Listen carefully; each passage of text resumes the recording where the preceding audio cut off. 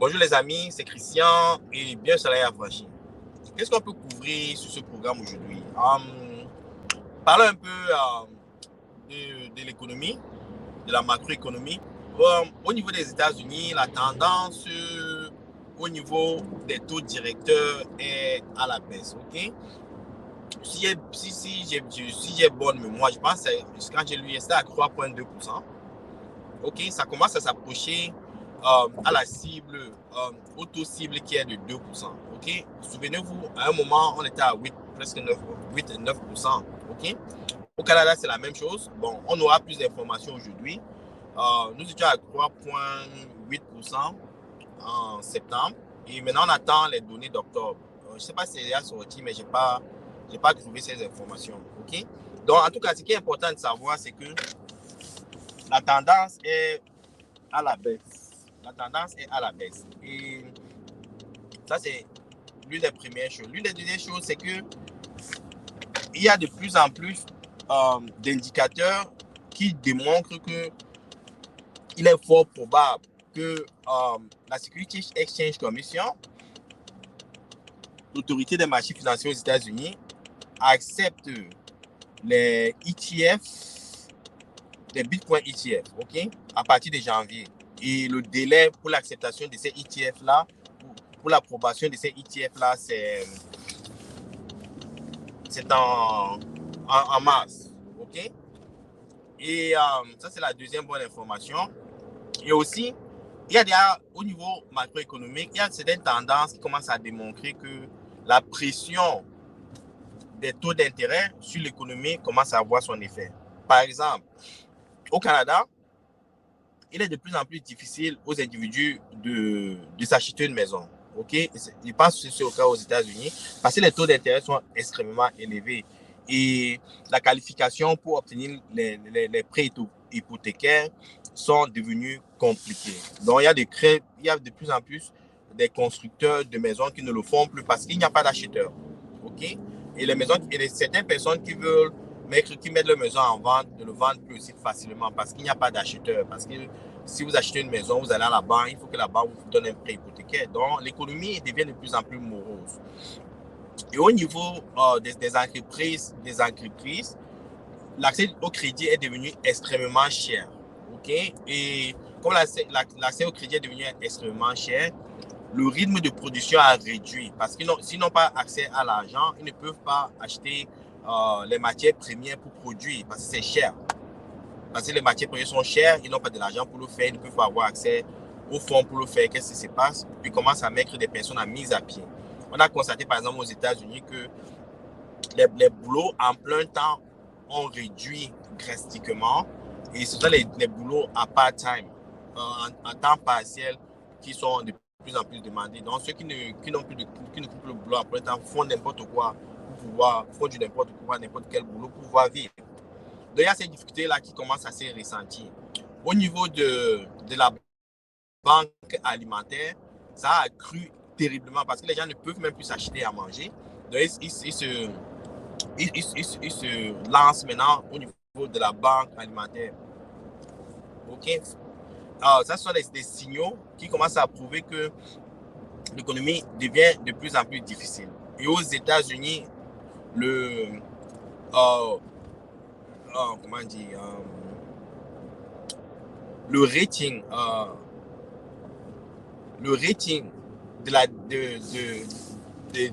du gouvernement américain a baissé. Ça veut dire qu'il devient de plus en plus cher. OK? Il devient de plus en plus cher aux États-Unis d'emprunter aussi parce que leur taux de crédibilité a baissé. OK? Donc, ce sont des signaux que les temps sont difficiles pour tout le monde. Pour tout le monde. Par exemple, au niveau de la consommation alimentaire, quand vous allez dans les épiceries, je vous dis les gars, il y a des produits qui se vendaient qui ont pris 50% d'appréciation. Donc, ça devient plus cher. Les gens commencent à le ressentir. OK? Je suis sorti dans un restaurant avec ma famille ce week-end. Et le plus souvent, ce restaurant est plein, archi plein.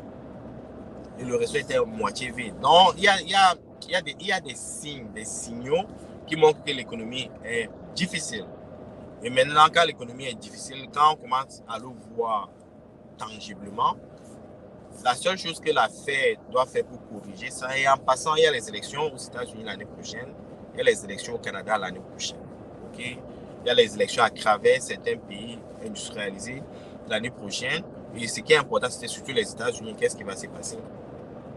Pour que ces gens-là, les démocrates, restent au pouvoir, ils doivent créer une embellie économique. OK? Ça, c'est ce qu'il faut retenir. Et maintenant, au niveau de la blockchain, souvenez-vous qu'on aura bientôt le halving. Je crois que c'est en avril. Ça s'approche, les gars, ça s'approche très vite. OK? Donc, tout ce que j'ai à dire là, c'est pour vous dire que les gars, tous les catalyseurs pour le prochain bull run sont en train de se mettre en place. Parce que pour créer une expansion économique, il faudrait absolument que les États-Unis impriment de l'argent. Parce que ils ne peuvent plus, comme ils n'ont plus accès au crédit, facile, comme aussi les États comme le Japon, la Chine, qui achetaient les bons des crédits américains ne le font plus. Ils ne l'achètent plus parce que c'est risqué. Donc les États-Unis doivent, pour créer de l'argent, doivent juste imprimer. Et c'est ce qui va se passer, les gars. Il y aura beaucoup d'impressions l'année prochaine. D'après les analystes économiques, c'est ce qui va se passer. Et quand il y a impression, il y a une forte circulation monétaire. Et quand il y a une forte circulation monétaire, l'argent est accessible facilement. Et les gens cherchent des valeurs refuges comme l'or, le bitcoin, les crypto-monnaies. Okay? Des investissements comme l'immobilier et autres. Donc ça va créer un boom économique. Et c'est là que vous allez voir le marché des crypto-monnaies exploser exponentiellement. L'année prochaine et l'année sur-prochaine seront... Ce sont des moments inoubliables. OK? C'est pour ça que les gars, il faut rester focus. Il faut rester concentré. Les fêtes arrivent, hein? Les fêtes arrivent. Et pendant les fêtes, il y a toutes les tentations du monde. Vous allez voir, un cousin est malade, il faut dépenser. Le père ne se sent pas bien, il faut l'amener à l'hôpital. Vous allez entendre que bon, la petite amie du quartier va commencer à vous emmerder. Il me faut telle chaussure, il me faut tel iPhone, tel Samsung, tout ça. Ça va commencer, hein, à se manifester. Et maintenant, si vous n'êtes pas focus, vous allez commencer à aller vendre vos crypto-monnaies, commencer à vendre vos investissements pour financer ces bêtises-là. OK? Ce sont des bêtises, les gars. OK? Il faut rester focus parce que il faut maximiser. OK? Pendant ce beau run, il faut absolument maximiser. Ne vous laissez pas distraire. OK? Stay focus. Stay focus. L'objectif, les gars, je vous prépare mentalement. Je vous ai expliqué ce qu'il faut faire. Comment construire vos portefeuilles, les stratégies d'entrée et de sortie. Je reviendrai sur ça. Maintenant, je suis en train de parler comme un coach là, les gars. Stay focus. Ne vous laissez pas distraire par n'importe quoi. Même si on vous dit que telle personne est en train de mourir là-bas, oubliez ça.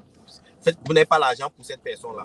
L'argent que vous avez, c'est pour votre futur, c'est pour votre regret. Ce n'est pas pour soigner telle personne. OK? Il faut stay focus. Ce n'est pas pour acheter les sacs, les chaussures à la petite amie. OK? Ce n'est pas pour voyager avec vos parents, les trucs comme ça. Non, les gars. Il faut stay focus. OK? C'est primordial. C'est primordial. Stay focus. Là, c'est ce que je voulais dire aujourd'hui. Et en plus, en passant, les gars, il y a aussi des... Je vais un peu entrer dans un peu des divers. Il y a des personnes qui viennent, ils demandent de l'aide, OK? Parce qu'il faut aider l'entreprise, il faut aider. Si vous avez des moyens, les gars, il faut aider le voisin, il faut aider l'inconnu que vous ne connaissez pas. Parce que plus vous donnez, croyez-moi, c'est mon expérience, plus vous donnez aux gens, aux inconnus, plus vous aidez les autres, Dieu vous donne aussi. OK? Dieu vous en donne plus. OK? Mais il faut faire attention parce que plus vous aidez certaines personnes, plus ça devient comme une obligation, comme une dépendance. OK? Et certaines personnes peuvent même vous haïr parce que vous ne les aidez plus. OK? J'ai vécu ces expériences-là. OK? Donc, dans ces situations-ci, les gars, et même dans certaines situations, quand vous aidez certains individus, vous dites, OK, quelqu'un vient vous rencontrer, vous dit, oh, j'ai tel problème, mon fils doit aller à l'école. J'ai dit, mon fils doit aller à l'école, s'il te plaît, est-ce que tu peux m'aider à couvrir certains frais? Ça vient de la famille, hein? Est-ce que certains frais?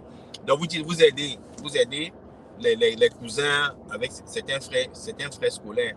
Et chaque année, j'espère que vous allez le faire, ok? Mais souvent, et souvent vous dites, non, cette année, si je n'ai pas les moyens, moi aussi j'ai des enfants, je ne peux pas aider, et puis ça devient un problème. Ça devient un sérieux problème, la personne veut même plus vous parler, ok? Et après, certains viennent vous voir et vous disent que j'ai envie de créer un business, j'ai envie d'acheter une moto. Ce sont des exemples concrets, les gars, je ne suis pas en train d'inventer, ok? J'ai envie d'acheter une moto, est-ce que tu peux m'aider? Au lieu de me dépanner de temps en temps, je préfère que tu m'achètes une moto, je vais faire la moto, ok? Vous dites à la personne, ok, je vais t'aider, je vais t'acheter une moto. Mais au lieu d'acheter une moto, je préfère que tu prennes cet argent et tu mets dans telle crypto-monnaie. On dit, oh, les crypto-monnaies sont les arnaques, Liebling a fait des trucs ici, c'est monté. Non, je fais ce que je veux. Vous achetez la moto à l'individu, un an après, ça veut dire que vous avez acheté une moto, ça veut dire qu'il n'a même pas mis de capital pour acheter la moto. Un an après, la moto commence à tomber en panne. Il n'a pas épargné pour acheter une deuxième moto de remplacement. Il vient vous voir, il vous demande de l'aider à fixer la moto. Et que si vous décidez que c'est même serait mieux même que vous achetez une autre moto. Mais vous regardez les vidéos, vous dites, mais je t'encule. Va te faire faux, mec. Je t'ai dit que si tu étais positionné dans telle crypto-monnaie, tu t'en serais sorti comme ça. Je ne suis pas ta responsabilité. Et puis, ça devient des problèmes. OK? Donc, les amis, il y a certaines personnes, il faut comprendre une chose, c'est qu'il y a certaines personnes qui méritent d'être où elles sont. OK? Il ne faut même pas chercher à les sortir de là. N'essayez même pas. N'essayez même pas de les sortir de là. N'essayez même pas. Il y a une formation, j'ai fait des formations dans le cadre de certains boulots que j'ai fait. Je ne veux pas le dire ici. Il y a certains, on nous dit que il y a certaines personnes qu'il ne faut même pas essayer d'aider. Si quelqu'un te dit que ne m'aide pas, ou bien si quelqu'un se trouve dans une situation, vous essayez de la sortir cette personne de cette situation-là, cette personne veut demeurer là. Laissez cette personne-là. C'est sa place. C'est là, elle mérite d'être là. Il ne faut pas chercher à aider tout le gens. OK? Donc, ce que je voulais vous dire, les gars, dans cette tentation arriveront pour absorber vos crypto-monnaies et ne laissez pas ça arriver. Pensez à vous, pensez à votre devenir, pensez à votre famille. C'est ça qui est le plus important. OK? Et encore, le prochain bourg, c'est stratosphérique, les gars. Donc, il faut être dans le marché, il faut être focus. OK? Je voulais partager avec vous aujourd'hui. Et je vous souhaite une très belle journée. Ciao.